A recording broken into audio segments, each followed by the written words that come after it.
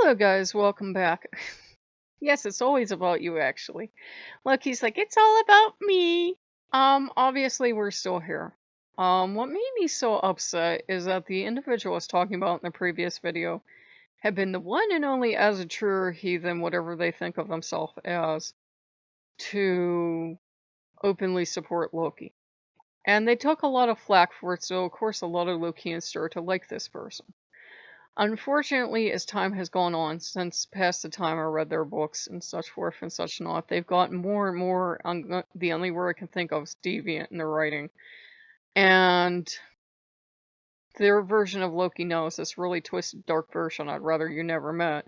And the same goes for Odin and goes for all the gods. They're starting to revel in all this disgusting stuff that they're either misinterpreting the lore to be generous or they're just straight up making it up at this point. I'm not rightly sure, but I had read stuff about Loki that they posted that I had to sit down and had a good cry. Because Loki, that's why. And I was not saying anything because, this person claims to be Odin's favorite pet, and I didn't want to hurt Odin because I love Odin very deeply. But I'm seeing him wrong and I'm not saying anything about it, so I was clamping my jaw shut and I'm like, that's not the Odin I know. So finally it came out. The Odin I know is not cruel. He's never going to ask you to torture yourself. As I pointed out, I was talking to the gods after the video.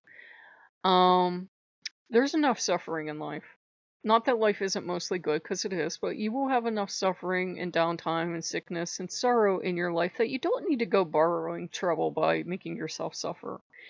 I came from a Catholic church, and there was always that small subsection that thought God wanted them to torture themselves to prove how much they love God and God could use their pain. Please don't do that. You'll have enough pain come into your life naturally. You don't have to go seek it out. Trust me, you will. Just live long enough, it will happen.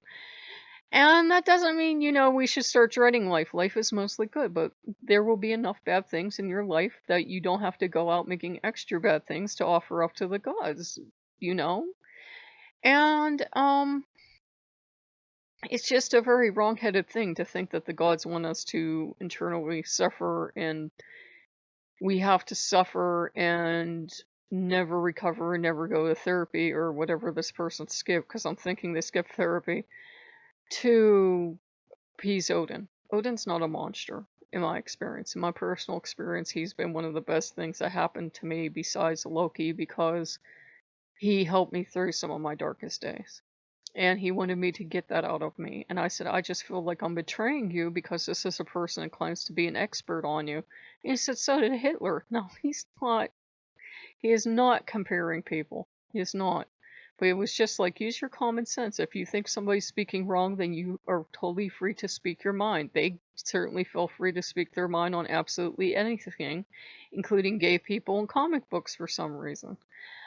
The only thing I can say is it seems like there's this threshold where once people pass a certain amount of fame or notoriety, they stop putting any checks and balances on themselves and start saying the first thing to come to the top of their head. And that's unfortunate because I thought this person was an individual Lokeans could trust and you could feel safe recommending their books. And then I went and I found their writings and I was like, oh, no.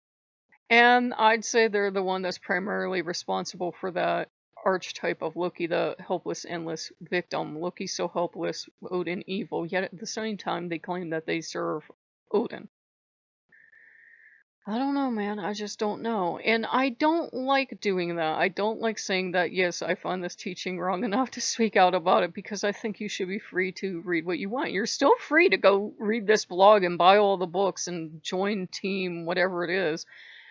But I was like, if I think something's actually wrong and could actually harm your relationship with the gods or how the gods are perceived, then I am duty bound to speak up. Somebody's back there lawful good. So,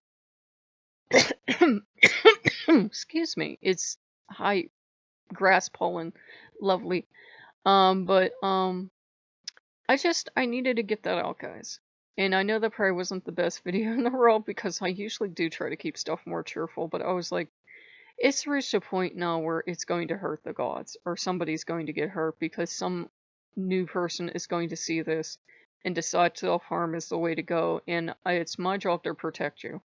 You're all perfectly capable of protecting yourself, but at the same time, if you're watching the channel, I feel duty bound to protect you and keep you safe from things that might harm you. So I would say, if you're very experienced pagan, heathen, esoter, whatever, fine.